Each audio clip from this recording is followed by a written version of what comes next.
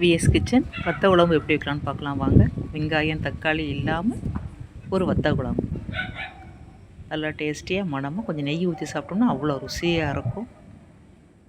இந்த வத்தலை இருந்துச்சுன்னா உடனே டக்குன்னு சமைச்சிடலாம். வத்த குழம்பு மாங்கொட்டை வத்தை, சுண்டக்காய் வத்தை, கொத்தவரங்காய் வத்தை, கத்திரி வத்தை, இதெல்லாம் நம்ம சம்மர் டைம் போட்டு வச்சுருக்கோம் இல்லையா, இந்த வத்தை இதெல்லாம்.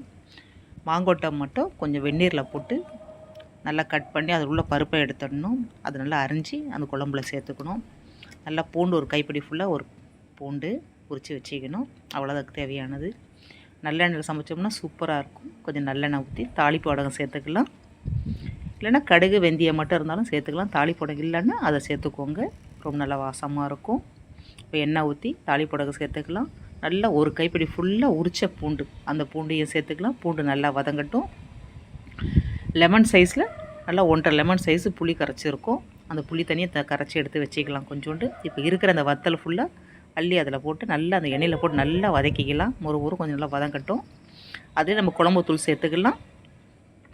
குழம்பு தூள் சேர்க்கும்போது நல்லா கலராக இருக்கும் பார்க்குறதுக்கு. அந்த எண்ணெயில் நல்லா மிதந்து வத்த குழம்பு கொதித்து வரும்போது நல்லா கலராக சூப்பராக இருக்கும் பார்க்குறதுக்கு குழம்பு. இப்போ நம்ம கரைச்சி வச்ச புளி தண்ணியை அதில் ஊற்றிக்கலாம்.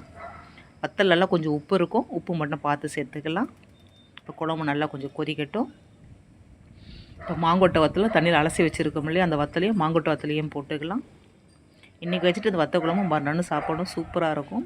இதுக்கு தொட்டுக்க நல்லா கூட்டு அப்பளம் இது மாதிரி இருந்ததுன்னா நல்லாயிருக்கும் தொட்டுக்கிறதுக்கு. தேங்காய் போட்ட பொரியல், இந்த காய்கறி எல்லாம் நல்லாயிருக்கும். உப்பு நான் கொஞ்சமாக தான் சேர்த்துருக்கேன். மாங்கொட்டையிலையும் உப்பு இருக்கும், வத்தல்லையும் உப்பு இருக்கும். இப்போ பாருங்கள், அந்த கொட்டையை தண்ணியை எடுத்துகிட்டு, ஏன்னா உப்பு அதிகமாக இருக்கிறதுனால கொஞ்சம் வெந்நீரில் போட்டு அந்த கொட்டையை நல்லா கழுவிக்கலாம். மாங்கொட்டையை உப்பு அதிகமாக இருக்கிறதுனால நல்லா அலசி எடுத்துகிட்டு உள்ளே ஃபுல்லாக அந்த கொட்டையோட அந்த இது இருக்கும், அலசிக்கலாம். நல்லா அலசிட்டு இப்போ வந்து கொட்டையை எடுத்து குழம்புல போட்டுக்கலாம்.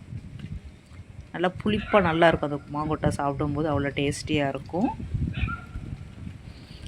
மாங்கொட்டை வத்த குழம்பு நீங்கள் வச்சுருந்தா கமெண்ட் பண்ணுங்கள், லைக் பண்ணுங்கள், ஷேர் பண்ணுங்கள், மறக்காம சேனலை சப்ஸ்கிரைப் பண்ணுங்கள். இப்போ இதை அலசி வச்சு இந்த மாங்கொட்டை எடுத்து அதில் சேர்த்துக்கலாம், குழம்புல சேர்த்துக்கலாம். எவ்வளோ அழுக்கு இருக்குது பாருங்கள் அதில்.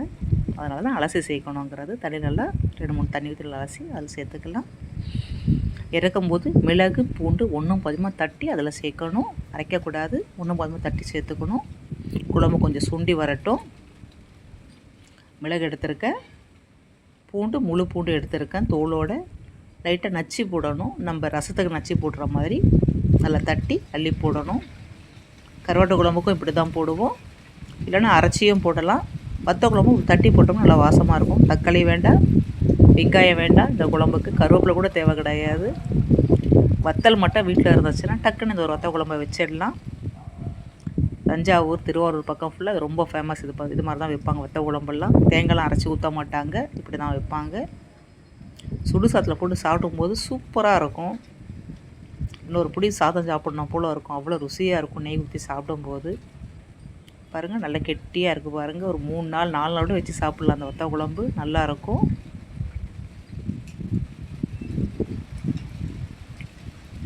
அப்பளம் வச்சு சாப்பிடலாம். கூட்டெல்லாம் இருந்தாலும் இதுக்கு நல்ல பெஸ்ட்டு காம்பினேஷன், நல்லாயிருக்கும். வத்த குழம்புனாலே வாய் அப்படியே எச்சி ஊறும். வத்த குழம்பு நிறைய விதமாக வைப்பாங்க. வெறும் வெங்காயம் மட்டும் போட்டு வைக்கலாம், இது மாதிரி வத்தல் போட்டு வைக்கலாம்.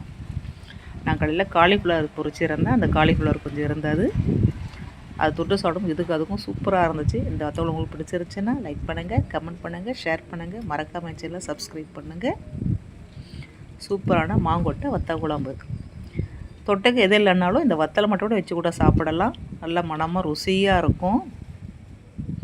வெயில் டைமத்தில் இது மாதிரி வத்தலெல்லாம் போட்டு வச்சுக்கோங்க. கத்திரிக்காய் வத்தல், கொத்தவரங்காய் வத்தல், மாங்கொட்டை, அப்புறம் சுண்டக்காய் வத்தல், வத்தலெல்லாம் சேர்த்துக்கோங்க. உடம்புக்கும் ரொம்ப நல்லது. சம்மர் டைம், அதனால தான் சம்மர் டைம்லாம் இந்த வத்தலெல்லாம் போட்டு வச்சுக்கிறது. போட்டு வச்சுட்டோம்னா நம்ம மழை காலத்தில் தான் வத்த குழம்புலாம் சூப்பராக இருக்கும் சாப்பிட்றதுக்கு. எல்லா நாளுமே சாப்பிட்லாம், வத்த குழம்பு நல்லாயிருக்கும். கொத்தவரங்காய் பாருங்கள், கொத்தவரங்காய் வச்சுட்டு பொரிச்சு கூட சாப்பிட்லாம், இப்படி வச்சு சாப்பிட்லாம். சூப்பர்னா மாங்கொட்டை வத்த குழம்பு தயார்.